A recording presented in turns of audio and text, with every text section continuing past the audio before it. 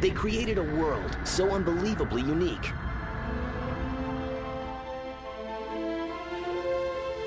Who would want to play that game? I mean, it takes itself way too seriously. With characters that are untraditional. They look like monsters, but they're not monsters. He's not a brainiac, he's not a jack of all trades, he's not a master anything. He's a goofbag. And ideas that are unconventional. It speaks about hope. It speaks about changing for the better. It speaks about not being beaten down by the big guy. I was not responsible for his flatulence. Is that a nice way to say it? That's nasty.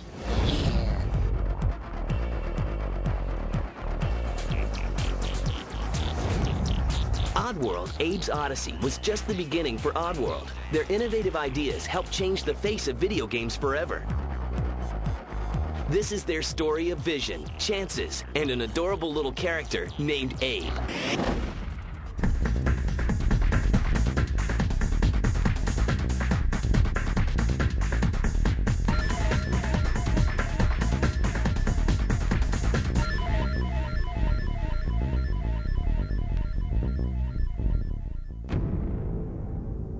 Years before Oddworld was created, the future co-founders were growing up in two very different worlds of their own. I was really lucky. I came from parents that had money, and I had the perfect childhood, and I went to USC, and it was a dream childhood.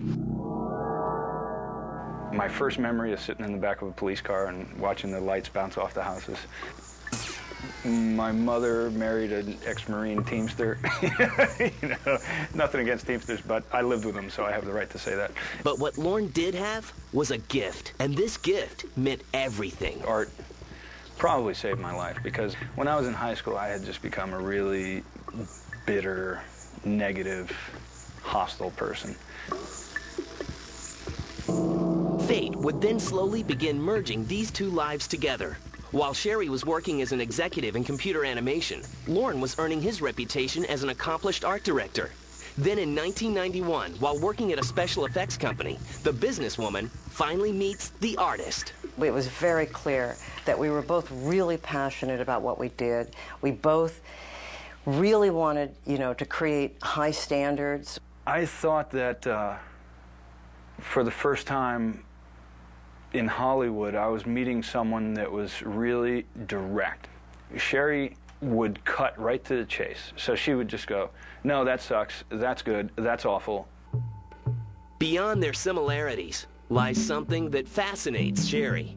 I won't even know how to describe it, except to say that he truly, truly is an artist. That's really who Lorne is. He's an artist.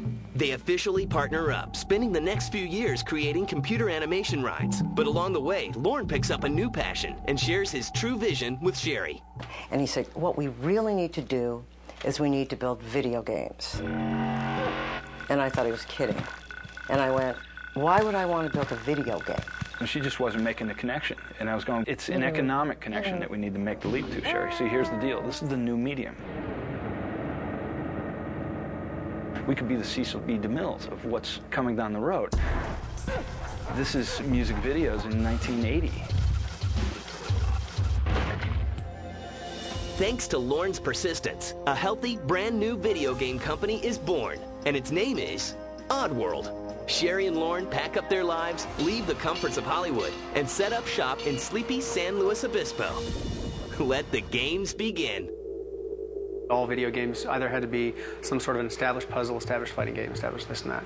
And there was a way to combine all these. Hello, follow me. Okay. And still put out this intoxicating game, this little world that would draw you in. Scott isn't the only top talent intrigued by this unknown world. I realized the moment I walked in the door, I'll do whatever it takes so that I can become a part of this whole organization. So we have two leaders that didn't just say, hey, let's form a company because it sounds good. They had the background and the knowledge to say, here's what the images are going to look like, this is what the world's going to look like. And these images aren't typical. There are no superheroes or virtual babes. That's just wrong. Instead, there's the bizarre, the peculiar, and the odd. And the title for this odd game, is going to be Soulstorm. It's not your cliche science fiction type stuff. They look like monsters, but they're not monsters. All of Oddworld's inhabitants possess unique physical needs and emotional quirks, but allow me to introduce you to some of the stars. These are the evil industrialists, known as the Gluckins. And every Oddworld needs good native inhabitants. Meet the Mudokons, a group maliciously trapped into slavery by the industrialists. What we always wanted was to create a character that people could really identify with. Not the character that we'd like to be, you know, the Superman. And that's exactly what they created. And his name? My name's Abe. Yes, Abe. The lovable, goofy character with stitches mysteriously sewn on his mouth. Abe's responsible for leading us through the game while simultaneously trying to save his own kind. Tough gig. He's not a brainiac, he's not a jack of all trades, he's not a master anything. He's a goofbag. But he's indicative of a much greater world that's out there. So now that we know what he looks like, what does he sound like? Who better to ask than the man behind the voice, creator Lorne Lanning. His voice had to be sort of the chump, you know, the guy you'd go, piss off, man, you know. So he'd be like, well, why would we do that, you know? Now that we have our lead, let's get to the story. Abe's mission is to save his fellow Mudokons from becoming brunch to the industrialists. But first, he must save himself. Get me out of here! Along the way, Abe's journey is filled with relentless struggles and battles. People are attracted to Abe. He doesn't have this killing blow. He doesn't have this garish suit. He doesn't have an ability to travel through time, and he doesn't know it all. No, but what he does know is that he's stacked with a great marketing team. They're responsible for changing the game's title from Soulstorm to Oddworld, Abe's Odyssey. Oddworld's vision explodes onto the screen in the form of visually stunning CGI movies. I look at what our people create, and I just can't believe it. I mean, I'm just as stunned as I could be. You look at the train in Abe's Exodus, that thing looks like it works. When they design something here, it looks like it works. You know, the first time we saw the movie hit the screen and match the game screen exactly. And you go, yes, you've never seen that before. Although Oddworld Abe's Odyssey is essentially an action game, it's built upon many beliefs that inspire Sherry and Lorne, with subtle and delicate messages like environmentalism, mysticism, and anti-commercialism. Nobody wants to be preached to. You get up on a platform and tell people how the world should be, and they'll walk away. My name is Elf. Hi, Elf. But if you can grab their attention with irony and humor, Can I share now? then you've grabbed them. Now it's time to preview the game, and industry insiders are totally blown away. But Sherry and Lorne's concerns lie with gaming fans. How will they react to this very odd game? Who would want to play that game? I mean, it takes itself way too seriously. It's far too caught up in current events and the state of the problems with humanity. It's not what the culture that plays games is.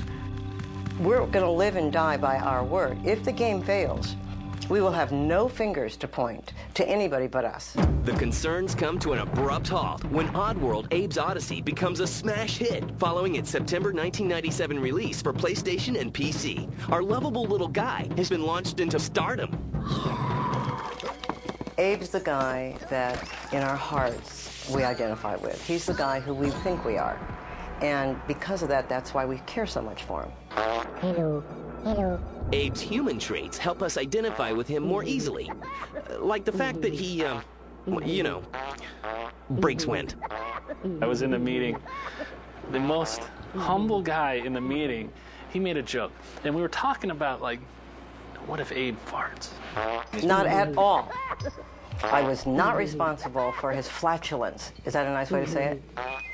No, but when I saw it, I realized, okay, this makes him human, and it's funny, and it's a cheap trick, but it's a cheap trick that works.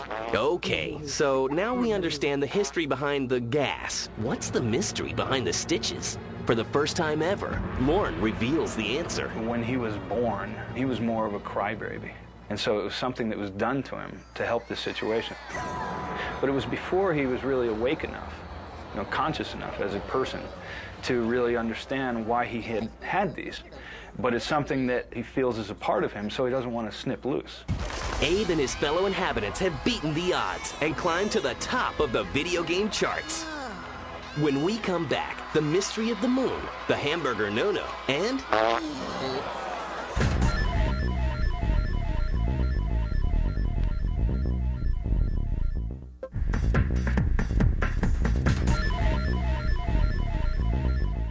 Sherry McKenna and Lorne Lanning dominated the video game industry with Oddworld, Abe's Odyssey. The 1997 release won more than 40 major industry awards and sold more than 2 million units worldwide. Well, there's not much time to celebrate. Oddworld's publisher asks for the impossible: compress the usual 2-year-plus production cycle and deliver a follow-up game in time for Christmas '98. Can Oddworld handle the pressure? It was hell, let me say. It was not fun. We did it in 9 months. We got it done on time because that's what you're supposed to do. Deliver on time. We just had to prevail, and it was murder. With games to be made and deadlines to meet, the relentless businesswoman is adamant about providing a healthy work environment. I am absolutely a monster about the health thing. So if I see people coming in with junk food, with a cheeseburger, I will absolutely take it and throw it away. Sherry said healthy people are basically good, alive workers, and so she fronts the money for vitamins every week and has fruit baskets. And then, you'll pull a desk drawer and there'll be the donuts. But don't tell her I said that, if she finds out. With little time to play, work progresses on the second Oddworld game, where some familiar inspirations are sneaking their way in. Basically, our games are about consumerism versus mysticism. Nicotines, sweeteners. We have to look at us as consumers and be responsible for that which we consume. Oh, I see. But it speaks about hope. It speaks about changing for the better. It speaks about not being beaten down by the big guy. Some of these very personal messages stem from Lorne's very real life, like paying homage to the 12-step program. I started going to Alcoholics Anonymous. I probably shouldn't be saying this, but my father was a reformed alcoholic. And I used to visit my father on the weekends with my brother. And if we wanted to see Dad, this is what he had to do. So we went too. I had my first brew. I have no idea the value that had in my life, because I think it's such an incredible organization. And I saw what it did for my father. It saved his life, and probably ours too. Against so many obstacles, Lorne and the other Oddworld inhabitants still managed to make the deadline. Oddworld, Abe's Exodus, is released in time for Christmas '98, and it's irresistible. And here's the lowdown. Abe must free the living Mudokons still enslaved by their captors, save the spirits of his dead Mudokan ancestors, and sabotage the evil cartel's businesses, including the Soulstorm Brewery. Got it? So what about the farts? Did they make it in? It'd be funny. What if Abe possessed his fart? I mean, at that point, we couldn't do anything but that. Abe's behind yet another Game 1 secret. When Abe broke out of Rupture Farms, that was one of the first things he saw, was this moon. And as he put it, in the face of the moon was my paw. And he puts his hand up there and it links up, and then his fate is really kicking in. But how did the paw get embedded in the moon? Well, like many movie mysteries, this one began in a not-so-mysterious way. It's all budget, right? And what can you do, and how much time, and how much money? But what got edited out is those, as he was escaping, there was supposed to be a meteor storm hitting that moon, slowly forming this hand, so that it would imply that there's these greater forces that are really behind him, that are trying to send him symbols. Now that we know the secrets, here are some magical movie moments.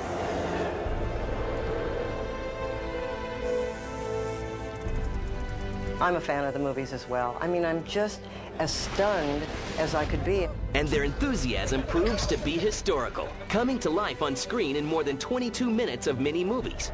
In 1999, they compose an animated short film from their movie game footage and submit it for an Academy Award. Would Abe actually get a chance to meet Oscar? And if he did, what in the world would he say? So we decided, why not? Our computer graphics, our movies, our cinematics in our games really are quite cool. And so we decided, let's submit it. Abe doesn't win the Oscar. So he ditches a career in movies and shifts his interest to music, landing himself a lead role in a German dance band's video. This isn't something someone's going to watch once. It's going to be every time they click on the TV and sit back and go, oh, here is eine Video. That's good. You kind of charge into it going, wow, this is something lots of people are going to see lots of times. The video becomes a huge hit, and Abe plants his spot as an international star. We interrupt this program. Coming up, Oddworld makes a decision that some fans say, I am screwed! and Abe gets a sidekick. He's a belcher.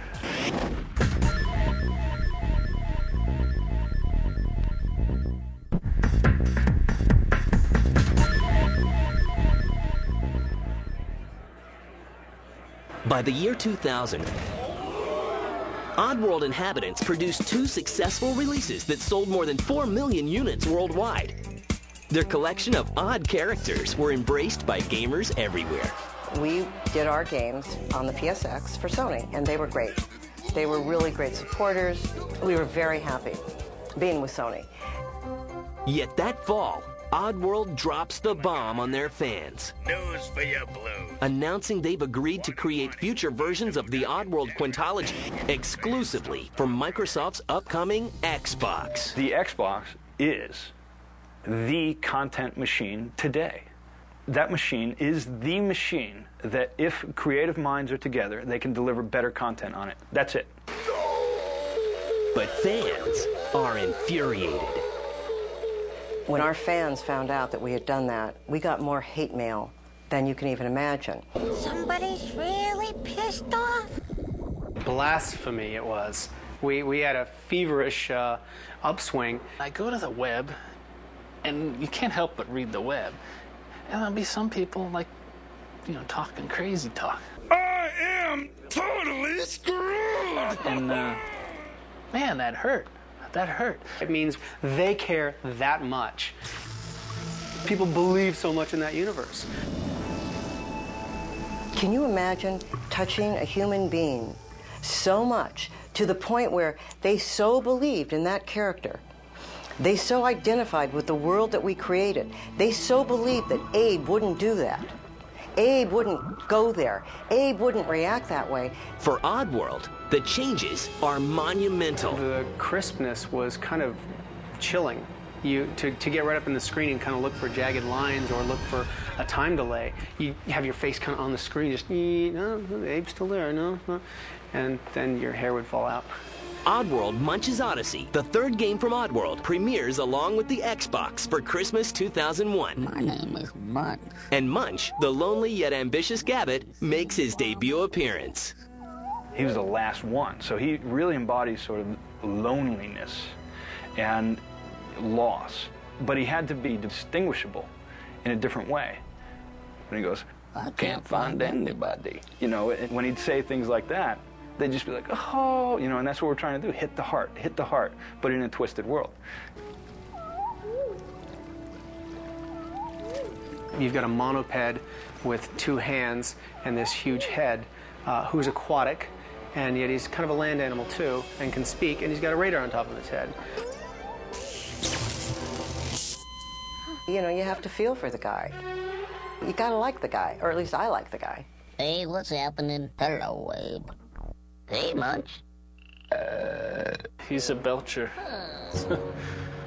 Great. We got our farter, and we got our belcher. Don't tell anyone. But it is funny. Dude, that's nasty. I mean, Munch is funny. Munch is another clueless character And it happened. that pulls your heartstrings because he's the last of his kind. He's a Gabbit.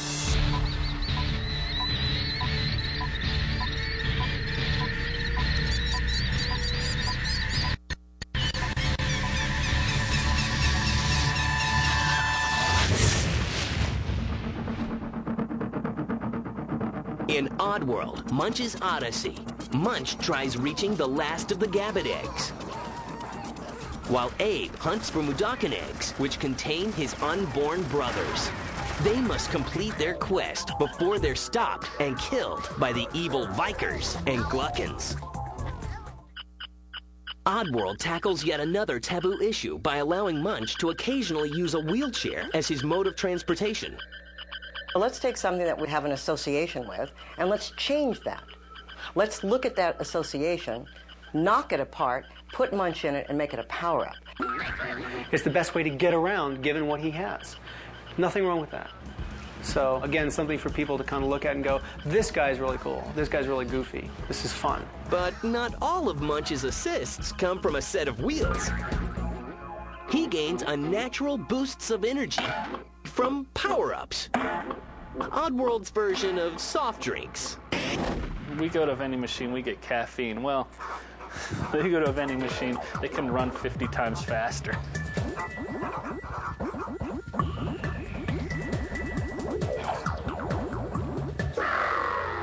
And Lorne takes a well-deserved moment to reflect on the magic of Oddworld.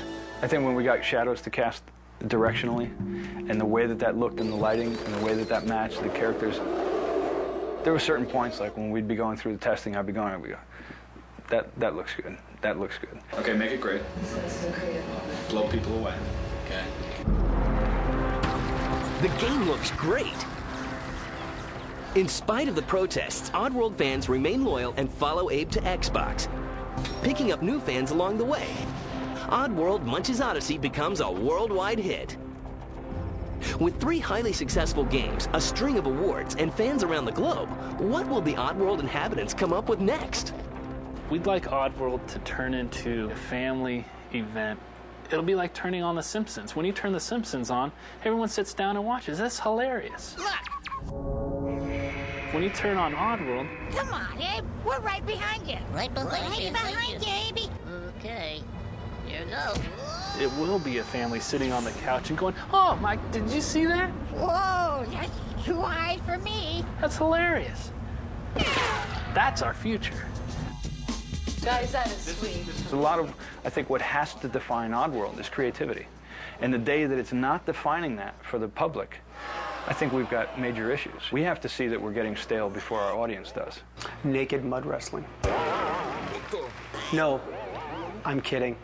I don't know, because every time we see the production art that comes down the pipe, after a while we're like, wow, this is nutty. This is great. How are we going to do this?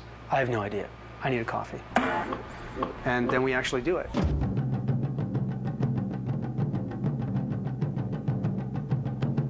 We're going to create games as we move into the future where people won't debate what's the future of entertainment. They'll be like, no, video games are going to override motion pictures.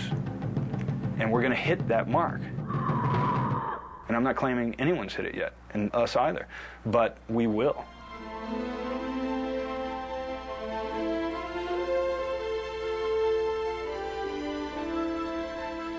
They're going to be very surprised. Let me just say that. The next game that we're creating, I think, is going to be not what they expect.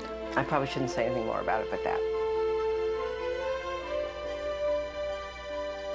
And what's coming and what people are going to be playing, it's just going to blow them away. It transcends what they think is possible, and it's not that far around the corner.